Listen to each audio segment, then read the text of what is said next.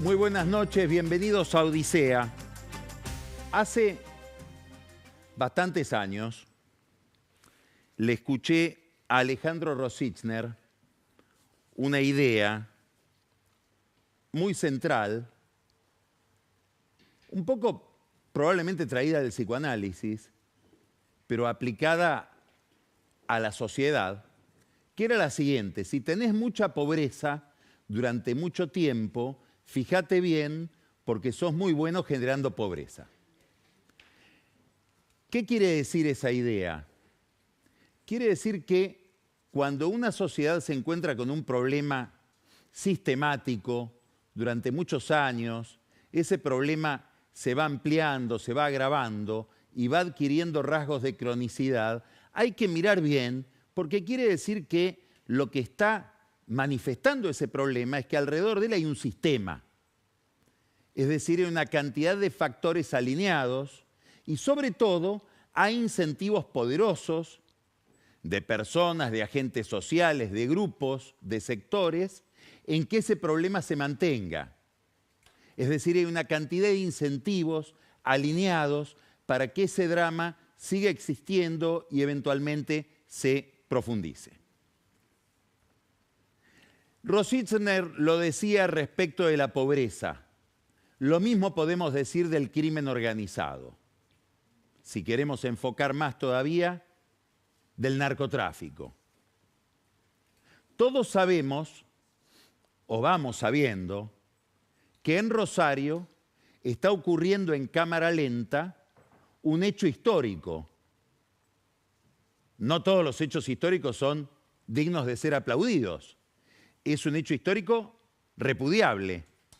Pero lo que vemos en Rosario, como una especie de reducción a escala, de concentración de mayor densidad de un problema mucho más difuso, es la aparición del narcotráfico de manera sistemática, que se ha transformado frente al avance de determinadas fuerzas públicas o al retroceso a veces del Estado. En cualquiera de los dos casos, se transforma en terrorismo.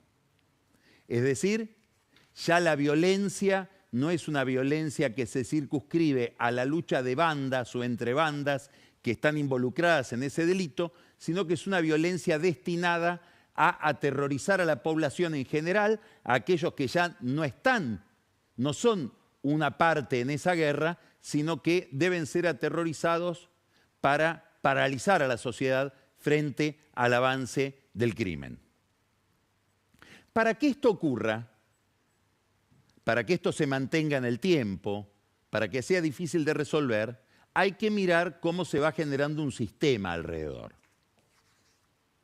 Vamos a pinzar un ejemplo, vamos a tomar un ejemplo en particular de esto que estamos hablando, de cómo sin un sistema organizado es muy difícil que avancen este tipo de patologías. Hay un juez en Rosario, un juez federal, que se llama Marcelo Bailaque. En Rosario se da una situación muy curiosa. Hay fiscales que luchan contra el narcotráfico, algunos jueces que luchan contra el narcotráfico. Me refiero a fiscales de la justicia provincial y de la justicia federal, y que tienen que andar por la ciudad de Rosario con chalecos antibalas. El nivel de protección que demandan obviamente es proporcional al nivel de riesgo que asumen en la lucha contra ese delito. Hay en cambio jueces que pueden tomar un vermú sin ningún problema a la luz del día en el centro de Rosario sin ningún tipo de custodia, como suponiendo que nadie los va a molestar, porque en realidad ellos no molestan a nadie. Bailaque se parece más a este segundo grupo de personas. Él ha tenido muchas veces, entre manos la causa de uno de los grandes narcos de Rosario, que se llama Líndor Alvarado. Y ha tenido reproches, pedidos de investigación en el Consejo de la Magistratura, el juez Bailaque, por las demoras, omisiones, casi una complicidad con Alvarado. En los últimos tiempos, sobre todo por una investigación del periodista Germán de los Santos de La Nación, en Rosario, se descubrió que Bailaque compartía algo con el narco Alvarado, es decir, el investigador, o supuesto investigador, con el supuesto investigado, que está en la cárcel, Alvarado. ¿Qué compartían? Nada menos que el contador.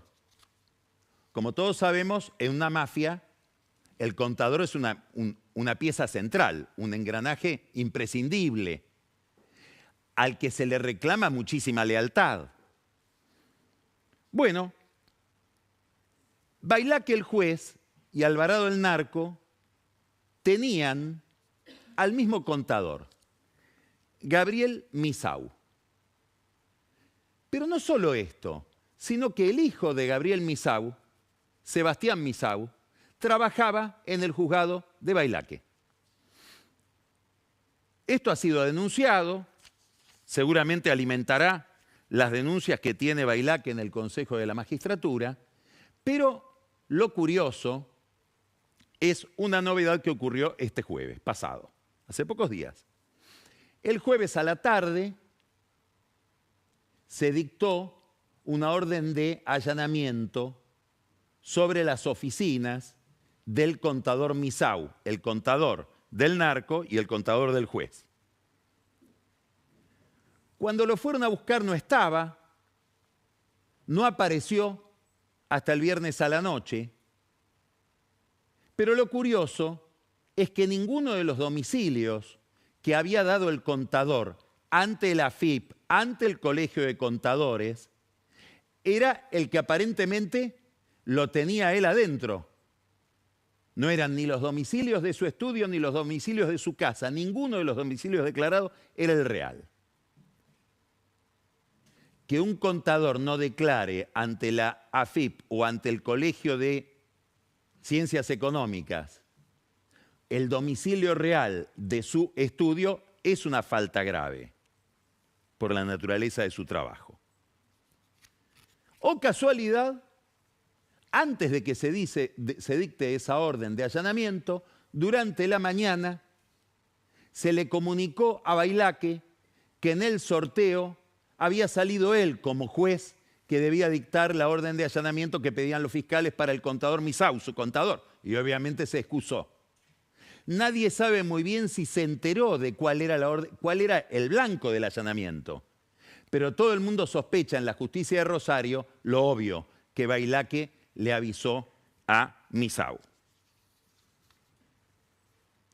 Es decir, que él sabía de qué se trataba lo que iba a ocurrir y por eso Misau se pudo escapar y aparecer cuando ya seguramente todo lo que había que allanar o encontrar en el allanamiento estaba prolijamente ordenado. ¿Quiénes protegen a Bailaque? Bueno, la lista que comentan en Rosario es larguísima. Es todo un entramado institucional que llega hasta la capital federal, pero que tiene además en el medio algunos operadores. Y por pedidos que ha hecho a favor de Bailaque, muchos nombran al vinguero Daniel Angelici. Hoy nos vamos a referir a Angelici por otras razones que tienen que ver con el negocio del juego y su participación en el fútbol y en la política. Como sabemos, Angelici es uno de los principales impulsores, él mismo lo dijo, dio entrevistas para manifestarlo, de la candidatura de Ariel Lijo para la Corte Suprema de Justicia. Cuando uno retira el zoom de este caso muy particular, de esta, llamémosle así, anécdota que conté del jueves pasado, el jueves y el viernes pasado, que ocurre en Rosario, empieza a haber un fenómeno mucho más, llamémosle así, sistémico. ¿Qué es Rosario? Si uno mira el planeta, es el segundo o el tercer puerto, según la época, del mundo. Sistema de puertos. Compite con New Orleans, compite con Santos. Es curioso que en un sistema portuario de esa magnitud, por el que pasa tanta mercadería, haya tan pocas causas de contrabando, de narcotráfico en el puerto, de trata de personas. Es como que allí no pasara nada en relación con la dimensión de los negocios que normalmente se tramitan. ¿De qué estamos hablando entonces? De un sistema, Por eso es importante entender que el sistema que propone o que protege a Bailaque, que lo protege, y vamos a ver cómo avanza la investigación eventualmente en el Consejo de la Magistratura, institución que es imprescindible para que todo este entramado funcione correctamente, es decir, del resultado que tiene que dar, que es impunidad, es muy importante entender que ese sistema está muy ligado al sistema que promueve al hijo hacia la Corte Suprema de Justicia.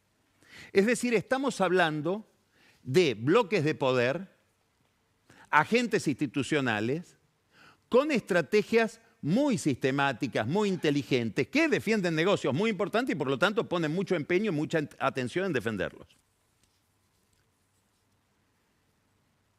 Hoy el foco legislativo, después de que pasó la ley Bases y después de que pasó el paquete fiscal por el Congreso exitosamente, un gran triunfo del Poder Ejecutivo, triunfo cuya dimensión solo se capta si uno tiene en cuenta qué hubiera pasado con el gobierno de Milei si esas leyes no hubieran pasado por el Congreso. Estaríamos ante una crisis muy importante. Bueno, una vez que pasaron este gran paquete legislativo, que es exitoso el gobierno además por la dimensión de lo que consigue, no es una ley o dos leyes, lo explicó el presidente Milei el otro día en una entrevista, comparó este paquete de reformas con el de Menem y dice, supera lo que consiguió Menem en aquel momento, en el 89, cuando llegó al poder. Bueno, una vez que se pasó este examen, lo que queda hoy como principal foco legislativo para el trámite que tiene que hacer el Congreso es la aprobación de los pliegos del doctor Manuel García Mansilla y de Ariel Lijo. Aparentemente hay dificultades para que pasen los dos por cierta resistencia de muchos senadores y senadoras a aprobar por razones ideológicas el pliego de García Mansilla, a quien ven un candidato, vamos a decir así, muy conservador. Lijo tiene otros problemas. Tampoco está garantizado que pase tranquilamente por el filtro del Congreso. El problema del hijo, como todos sabemos, es su baja calidad moral. Es decir, es visto con muchos fundamentos como un juez corrupto. Fue investigado por el fiscal Franco Picardi y el juez Julián Ercolini de manera muy acelerada, muy superficial en una causa por asociación ilícita, por enriquecimiento ilícito y tráfico de influencias con su hermano Alfredo Lijo, que es un reconocido lobista de tribunales. La causa fue cerrada muy rápidamente, sin siquiera incorporar aparentemente un informe de la UIF lapidario para Lijo, es decir, de la Unidad de Investigación Financiera que estudia temas de lavado de dinero. En aquella causa, que se investigó de manera tan liviana, o que probablemente no se investigó, el abogado defensor del doctor Lijo era el doctor Mariano Cunioli Barona, ministro de Justicia del Gobierno. También se lo investigó en el Consejo de la Magistratura, avanzó bastante la investigación, apareció una excuñada del doctor Lijo, casada en su momento con Alfredo Lijo, su hermano, denunció negocios del juez Lijo en el terreno de los caballos de carrera, cría de caballos de carrera, un gran estudio en Dolores. Ahí se entienden las afinidades con Angelici, todo tiene que ver con el negocio del juego, o por lo menos una parte. Pero por presión del kirchnerismo y también por presión de ciertos sectores del macrismo, a los que Angelici está tan ligado, esa investigación abortó. Frente a todo este cuadro tan complicado, tan poco edificante, al presidente se le vive preguntando por qué mandó el pliego del hijo. La última vez que se lo preguntaron fue en esta entrevista que dio en TN. Y fíjense la incomodidad de Milei para contestar. Entonces, ¿es la Corte Suprema la que debiera mejorar la calidad de justicia que tenemos en la Argentina? Digamos, no es solamente una cuestión de la Corte Suprema, pero hay proyectos enviados o trabajados desde la Corte Suprema para que el sistema funcione mejor, y nosotros estamos dispuestos a darle todo el apoyo que sea necesario, porque creemos que la República solamente funciona si hay justicia. ¿Está convencido con enviar el pliego del juez Lijo para la Corte Suprema? Sí. ¿No lo va a modificar? ¿Va a enviarlo? No, las presiones mediáticas me tienen sin cuidado. ¿Y las políticas? Porque también algunos señalan que desde el PRO podrían no acompañar... Bueno, está bien, digamos, sí, digan lo que quieran. Digamos, de todos tienen algo para decir. Digamos, la experiencia que tiene el hijo en el tema de la justicia, digamos, o sea, digo, de vuelta, hay gente a favor, hay gente en contra, todo el mundo, digamos, es una sociedad que está dividida y todo genera materia de debate. Resulta increíble que alguien tan inteligente como Milei, para explicar, por ejemplo, cuestiones muy sofisticadas, muy intrincadas del sistema monetario, de la economía, tenga una explicación o una respuesta tan poco solvente para un tema tan grave. Porque es mentira que hay presión mediática sobre la designación del hijo. En todo caso, lo que hay es una noticia muy importante, que es que en la historia de la justicia argentina nunca un juez propuesto para la Corte fue tan controvertido. Y se pronunciaron desde el Colegio de Abogados de la Ciudad de Buenos Aires, la Federación del Colegio de Abogados, la Facultad de Derecho y distintas instituciones como el Foro de Convergencia Empresarial, Transparency International, Human Rights Watch, y podríamos seguir nombrando decenas de instituciones que dijeron: este juez es muy controvertido para estar en semejante lugar.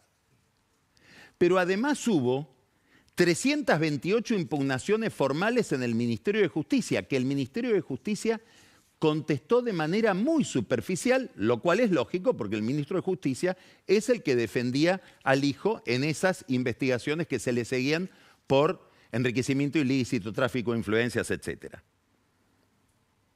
Entonces, acá es donde uno se pregunta qué es lo más importante, porque el gobierno felizmente va a lanzar ahora o a promover una ley antimafias.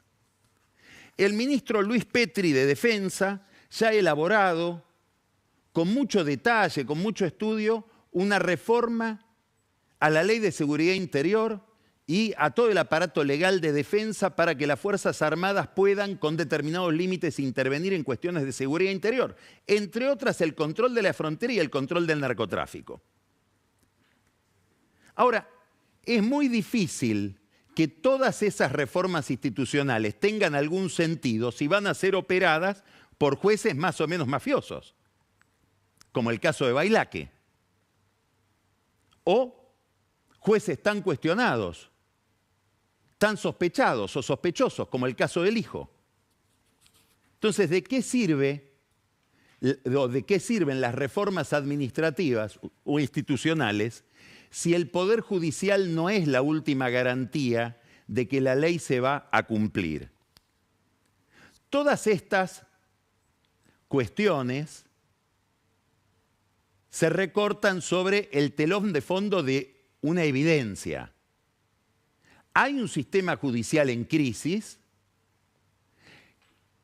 Esa crisis es funcional, está enderezada a favorecer la corrupción y ya ahora el crimen organizado. Todo esto se identifica con distintos núcleos judiciales. Rosario es uno, Comodoro Pi es otro. Y la candidatura del hijo a la Corte no es la candidatura del juez Lijo, es la candidatura o la conquista de una posición más en la Corte por parte de este sistema que estamos describiendo, sobre todo los tribunales tan cuestionados de Comodoro Pi.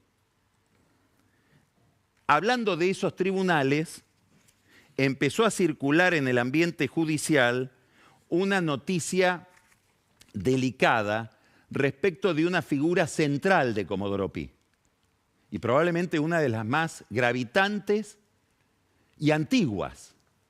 Gravitante sobre todo por su relación con la política, es nada menos que la jueza federal electoral, María Romilda Servini de Cubría. Esa noticia que empieza a inquietar en tribunales, dice lo siguiente: un ciudadano se presentó ante la justicia denunciando o planteando la probabilidad de que él sea hijo de desaparecidos. Es adoptado, presume que es hijo de desaparecidos y denuncia que la jueza que lo había entregado, que lo habría entregado cuando era bebé, es justamente aquella jueza de menores, Servini de Cubría, durante los años de la dictadura. La jueza Servini de Cubría, casada con el brigadier Juan Cubría, que era un oficial de inteligencia de la Fuerza Aérea durante los años más atroces de la Argentina. Aparentemente se abrió una causa judicial, presumiblemente esta causa puede estar en Lomas de Zamora porque la información surge del entorno del juez Federico Villena, que tal vez no tenga con Servini una relación demasiado buena. Pero acá se instala un interrogante importante sobre una jueza muy importante, que es Servini, que está, como sabemos, muy ligada al juez Lijo porque es una de las madrinas de la candidatura del Lijo. El gobierno aparentemente tiene problemas para hacer pasar estos pliegos, sobre todo los dos pliegos, el de Lijo y de García Mansilla juntos, y esto empezó a dar lugar para que se empiece a pensar en la ampliación de la Corte. Y la ampliación de la Corte tendría que abrir espacio para una gran negociación política, donde intervendrían las distintas fuerzas que tienen, sobre todo poder en el Senado, para ampliar la Corte y designar miembros más o menos afines. Una alternativa que en su momento, fíjense esta noticia de Infobae, el 5 de diciembre del 2023, todavía no era ministro de Justicia, era el designado ministro de Justicia, le preguntaron si iba a haber una ampliación de la Corte y dijo abiertamente que no, Cuneo Libarona. Bueno, ahora daría la impresión de que podría empezar a explorarse esto, que podría ser parte de un acuerdo mucho más amplio, que incluya también un cargo que está vacante, el de Procurador General de la Nación, que es nada menos que el jefe de todos los fiscales. Cargo importantísimo, si es verdad que el gobierno avanza hacia lo que se llama el sistema acusatorio, que rige en Rosario o que rige en Salta. Cuneo Libarona es el que promueve ese sistema que le da todo el poder de la investigación a los fiscales. Es cierto que Cuneo todavía no se anima a plantearlo en Comodoro Pi. Ahora prefiere ir lejos, a Mendoza. Pero en un sistema acusatorio donde los fiscales se conviertan en el centro de gravedad del proceso penal, es importantísimo quién es el Procurador General de la Nación, que sería el jefe de los fiscales, que goza de autonomía y requiere también, para ser designado, de una mayoría especial en el Senado. Hay una ley que debería ser reformada, ese sería el comienzo de la negociación para designar un procurador. En tiempos de Macri se intentó reformar y quedó abortada, y ahora hay varios candidatos para ocupar ese cargo. Uno es el doctor Mariano Borinsky, que es juez de la Cámara de Casación. Otro es un camarista de Comodoro Rivadavia, el doctor Javier Leal de Ibarra. Y también está el fiscal general de la Ciudad de Buenos Aires, Juan Bautista Maíquez, muy ligado al PRO, dañado en esta candidatura por la conducta de su padre, Carlos Maíquez, que es uno de los que firmó el escandaloso fallo que convierte en un caso electoral el caso de las coimas de Ángelo Calcaterra, junto con el doctor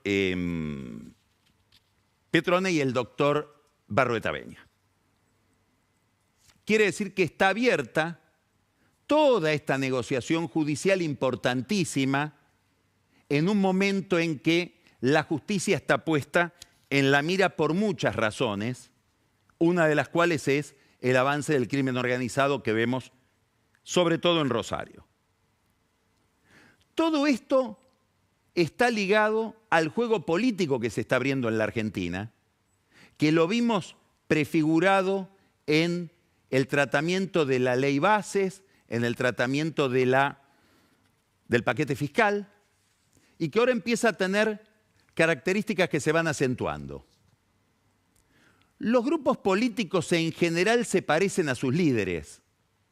Los líderes le transmiten, permea en los grupos la personalidad de sus jefes. Y es obvio, es lógico, es previsible que la Libertad Avanza tenga un temperamento conflictivo porque Milei es un hombre al que le gusta el conflicto. Es muy difícil pensar que Milei hubiera llegado a la presidencia si no era a través del conflicto. Concretamente, lo que plantea es un conflicto o expresa o encarna un conflicto entre la sociedad y la dirigencia, lo que él llama casta.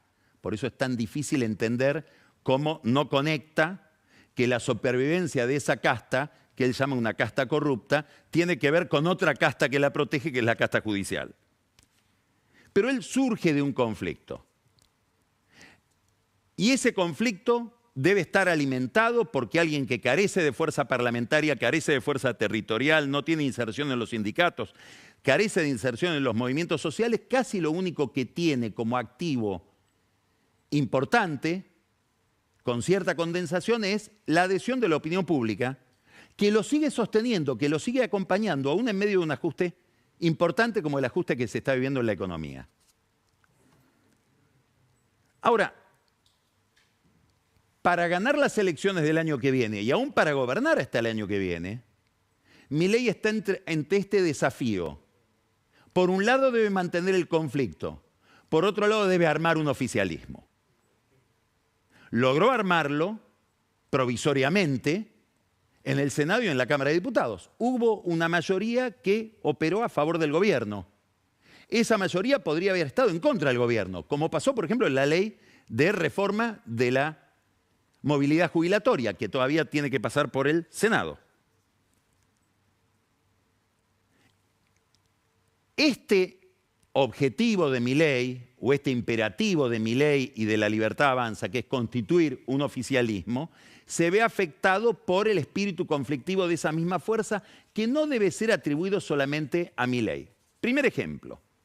Patricia Bullrich podríamos decir que fusiló a su segundo hace 10 días. Vicente Ventura Barreiro, secretario de Seguridad, segundo de la ministra, que es descubierto queriendo manipular una licitación de comida para las cárceles, denunciado por el jefe del sistema carcelario, denunciado por Bullrich ante la Oficina Anticorrupción y ahora denunciado en la Justicia Penal Federal por el propio gobierno, es decir, por la Oficina Anticorrupción. Cayó en el juez Lijo. ¿Por qué es importante esto desde el punto de vista político? Porque el fusilado, por decirlo de alguna manera metafórica, Ventura Barreiro, es la mano derecha e izquierda de Cristian Ritondo. Y Cristian Ritondo, como sabemos, es una figura importantísima en el PRO, sobre todo en el campo macrista.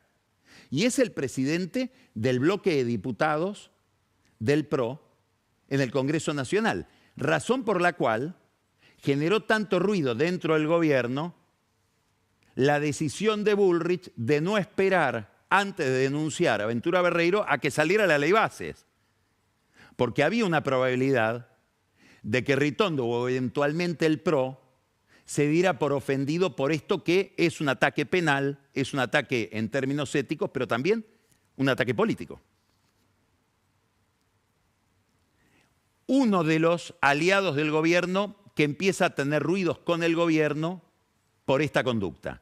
No es el único, curiosamente también ligado a Bullrich el problema, un aliado territorial del gobierno, que es Gustavo Valdés, el gobernador de Corrientes, también se siente agredido por el gobierno nacional, porque dice, desembarca Bullrich en la provincia por el caso Loan, ni siquiera se saca una foto conmigo, se repliega sobre las fuerzas federales y la justicia federal y le explica de tal manera las cosas al presidente Milei que el presidente Milei termina diciendo investigamos en Corrientes hasta donde nos dejaron, es decir, como si el gobierno radical de Corrientes, la justicia provincial y la policía provincial fueran limitantes, barreras para la investigación del caso Loan.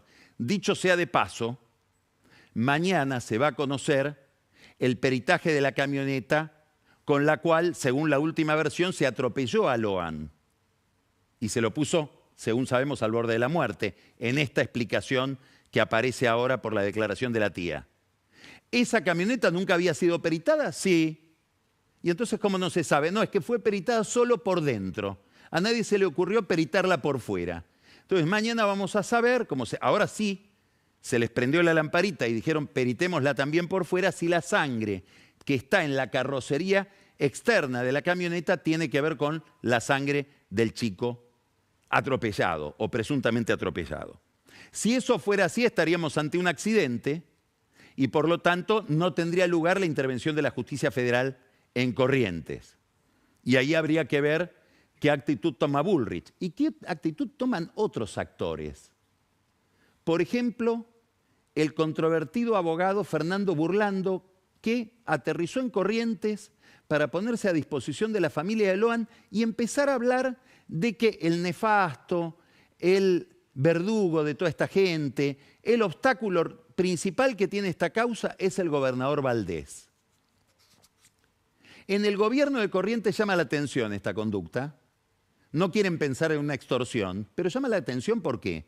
Y porque en la campaña del año pasado, Burlando está muy cerca de Grindetti, de Néstor Grindetti, que era el candidato a gobernador de Patricia Bullrich en la provincia de Buenos Aires. Entonces, como todo el mundo está muy paranoico, todo el mundo piensa en un complot, todo el mundo piensa que detrás de lo que se ve hay otra realidad que es la que explica lo que se ve, pero que no se ve, también esto está entorpeciendo las relaciones entre el gobierno nacional y Valdés, que es uno de los aliados que tiene el gobierno nacional hasta ahora en el radicalismo y en el mapa federal.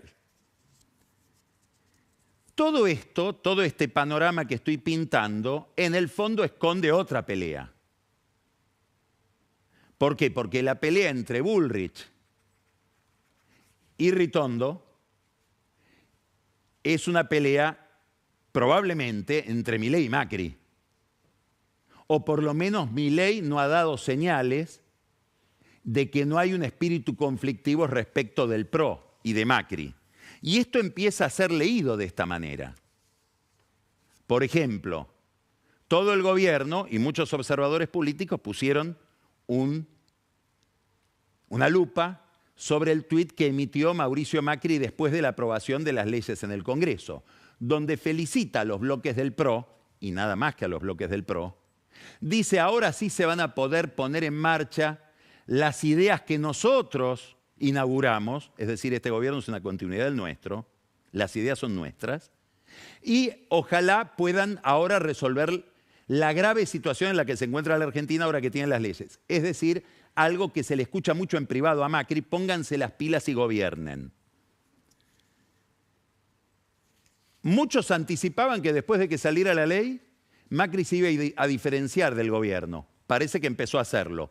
Muchos entienden, exageradamente, a lo mejor con mala intención, a lo mejor manipulando la verdad, que el documento que sacó hoy la Fundación Pensar del PRO, al frente de la cual está María Eugenia Vidal, que es un documento que evalúa al gobierno de Milei hasta ahora con ojos bastante benignos, es decir, más bien lo aplaude y plantea algunas diferenciaciones, es un documento anti-Milei.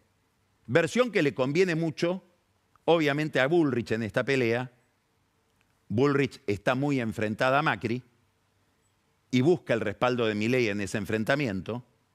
Versión que le conviene, como vamos a ver en 30 segundos, al peronismo. La capital federal, que es el lugar donde el PRO gobierna con más visibilidad, es el distrito de los Macri, es el banco de pruebas de toda esta pelea. Por ejemplo, si uno ve la legislatura de la capital, los diputados del PRO que se alinean con Bullrich están mucho más cerca del bloque de Karina Milei, que es el bloque que dirige Pilar Ramírez, la mujer del vicepresidente del Banco Nación, muy ligado, pero muy ligado a Karina Milei, mucho más cerca de ese bloque de la Libertad Avanza que del bloque macrista, digamos, que del bloque oficialista de Jorge Macri. ¿Qué va a pasar en las elecciones en la capital federal? Bueno, la Libertad Avanza dice, nosotros vamos con candidatos propios, probablemente Manuel Adorni. ¿Y el PRO qué va a hacer? Que se sume. ¿Y el PRO se va a sumar a otro partido en el distrito donde gobierna? Salvo que Milei tenga otra idea y le pida a Patricia Bullrich que se postulen. Hay versiones que dicen, son versiones, que ya Milei y Karina Milei le sugirieron a Patricia Bullrich que el año que viene compita en la ciudad de Buenos Aires como candidata a senadora, donde ella está muy bien. Mide extraordinariamente bien Bullrich en la ciudad de Buenos Aires. En ese caso, probablemente, si hubiera que salvar las banderas del macrismo, tendría que competir el propio Mauricio Macri. ¿Por qué todo esto es importante? Porque una incógnita que domina hoy la política argentina, probablemente desde el punto de vista político es la incógnita más importante, es si la fragmentación del campo no peronista se va a resolver con un nuevo sujeto, con una nueva articulación, en el centro de la cual estaría La Libertad Avanza y Milei. ¿O va a haber fragmentación? Esto es importante, sobre todo ¿por qué? Porque el jefe de gabinete, Guillermo Francos, que es el encargado de la estrategia legislativa del gobierno, anunció, y muy probablemente lo haga, que él pretende mandar al Congreso una ley que suprima las primarias obligatorias para el año que viene. Ley que seguramente sería aplaudida por la sociedad, porque es bastante fatigoso y hasta inconveniente someter la disputa por el poder a elecciones cada 2 años y además 2 veces por año. Ahora, ¿por qué es importante esto? Y porque las primarias sirven para que, sobre todo, el no peronismo se ordene, donde no hay un liderazgo claro y donde hay muchos partidos. Entonces, si no hay primarias, bueno, probablemente lo que haya es fragmentación. Y si hay fragmentación, ahí hay que mirar del otro campo, en el campo peronista. Es mentira que la fragmentación del campo no peronista, Juntos por el Cambio, La Libertad Avanza el año pasado, que es la que le permite a Milei llegar al poder, se debe a Massa. Pero sin duda Massa hizo mucho para eso, inclusive puso plata. Ahora, fíjense cómo se mira esto desde el otro campo. Este domingo, Cristina Kirchner, que no suele dar entrevistas, le dio una entrevista a Pedro Rosenblatt en Gelatina. Es una entrevista larga, donde ella habla de cosas que no acostumbra a hablar y otras que son muy tradicionales en ella, pero me interesa la obsesión con un tema, la necesidad de llegar a acuerdos políticos. Mire. Deberíamos estar pensando en el mundo que viene, y si vos ves el debate anoche, como me tocó verlo a mí, el debate entre Biden y Trump, bueno, en serio que necesitamos, por lo menos que una parte de la dirigencia argentina se siente a pensar qué vamos a hacer con esta Argentina súper endeudada. No puede ser que el peronismo discuta solo. Si no, parece una cosa... Estamos locos, estamos discutiendo entre nosotros. No, me parece que tenemos que discutirlos con alguien más. Y a mí me parece que con alguien más tenemos que discutir, por ejemplo, qué hacemos con la deuda. Brasil también tuvo una inflación altísima del 3000% e Israel también y pudieron superarlo. Pero para esto tenés que tener acuerdos básicos, no bases. Es una Cristina mucho más acuerdista de lo que conocíamos y sobre todo de lo que conoció Alberto Fernández. Porque habría que imaginar cómo le hubiera ido a Alberto Fernández si hacía los deberes de esta teoría. Hubo un acuerdo con otros. Lo cierto es que Cristina Kirchner, el peronismo, está pensando en lograr alianzas frente a un no peronismo disperso. Y una alianza tiene que ver con la alianza entre peronistas y radicales en la ciudad de Buenos Aires. Ahí hay que fijarse en 2 actores. El jefe del radicalismo porteño, que no es Lustó, es Emiliano Jacobiti, y el jefe del peronismo porteño, que es Juan Manuel Olmos. ¿Qué negociaciones hay ahí para aprovechar esas divergencias, esa dispersión entre el PRO y La Libertad Avanza y probablemente intentar un triunfo en la capital federal? ¿Lo mismo se puede reproducir en la provincia de Buenos Aires? Esta es una pregunta para Buenos Aires, para la capital y para muchos otros distritos. ¿Esto por qué es relevante? Porque la gran pregunta de la Argentina histórica es si los sectores más dinámicos, los sectores, digamos, más proclives al mercado, más dispuestos a una economía competitiva y abierta, tienen un instrumento político para llevar adelante ese programa. Y hasta ahora no lo tienen, hasta ahora hay dispersión. El gobierno, que es un gobierno conflictivo, ¿va en esa dirección o va en la dirección involuntaria a lo mejor, llevado por sus propias propensiones de la fragmentación? Es un problema que está ligado a la economía. Hoy la brecha por primera vez superó el 50%. Con una economía que genere cada vez más dudas, la tarea de unificar y de conseguir base política en la clase política, por decirlo de otra manera, en la casta, se vuelve más trabajosa. En otros planos también hay conflicto. Hemos visto que el presidente decidió no asistir a la cumbre del Mercosur, ofendido, se realiza ahora el 8 de julio en Asunción, porque Lula da Silva dijo, antes me tiene que pedir disculpas, antes de verme personalmente, por todas las tonterías que dijo. Había un compromiso tácito de que Milei no se iba a referir a Lula y que Lula no se iba a referir a Milei. Lo quebró Lula, para seguramente dolor de cabeza de la diplomacia brasileña que estaba detrás de ese compromiso, intentando abuenar una relación estratégica, la de la Argentina y Brasil. Ahora Milei no va a la cumbre de Asunción, donde seguramente se iba a encontrar también con un invitado a la cumbre que es Luis Arce, con quien también tiene un conflicto por la interpretación de lo que fue o no fue un golpe de Estado en Bolivia, sino que Milei va a una manifestación, a una concentración, a un congreso de la derecha brasileña bolsonarista, que son los peores enemigos de Lula en Brasil. O sea, retrocede lo poco que había avanzado la pacificación en la relación entre Argentina y Brasil. Al gobierno o a Milei mucho no le importa esto, porque él se ve con bastante derecho, hace mucho tiempo que en la Argentina no da un líder político con semejante repercusión internacional, se ve como un líder global. Y en el escenario global, en el juego mundial, lo que él promueve va ganando. Ganó la derecha en Francia, le fue muy mal a Biden en Estados Unidos, pareciera, hoy lo vamos a hablar con Ani Parraguirre nuevamente, las consecuencias del debate, pareciera que avanza Donald Trump.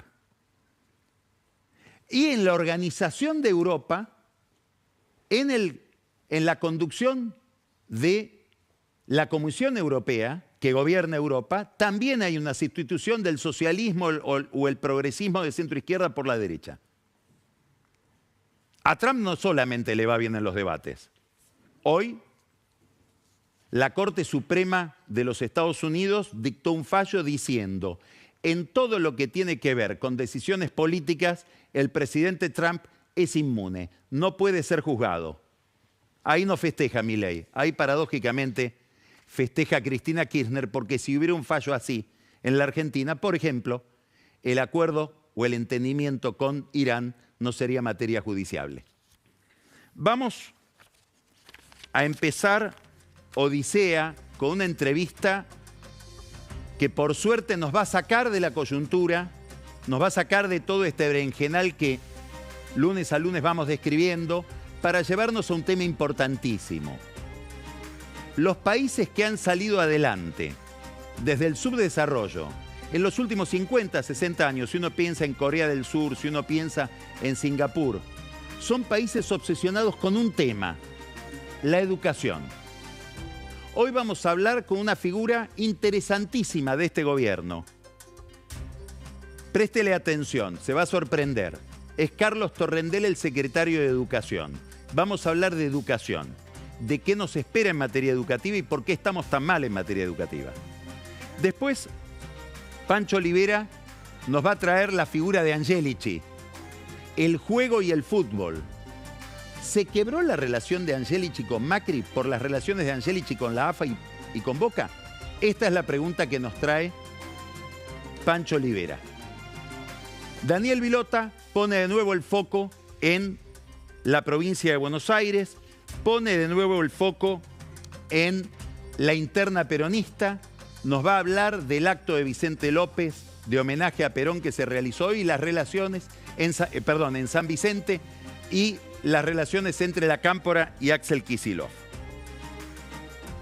Camila Perochena, en el Día del Historiador, nos trae a Perón, el Perón del 73, y un tema oscuro de Perón, oscurísimo, el rol de Perón en la represión. Y Ana, ya lo dije, el debate en Estados Unidos. ¿Cómo sigue ahora la película con un Biden tan debilitado?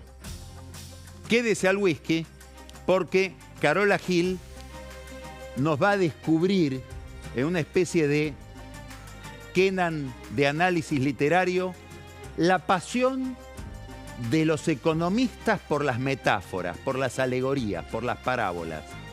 Un tema interesantísimo que le va a despertar o le va a sacar una sonrisa. Y ya que hablamos de economistas, con o sin metáforas, Martín Guzmán, el ministro de Economía, el primer ministro de Economía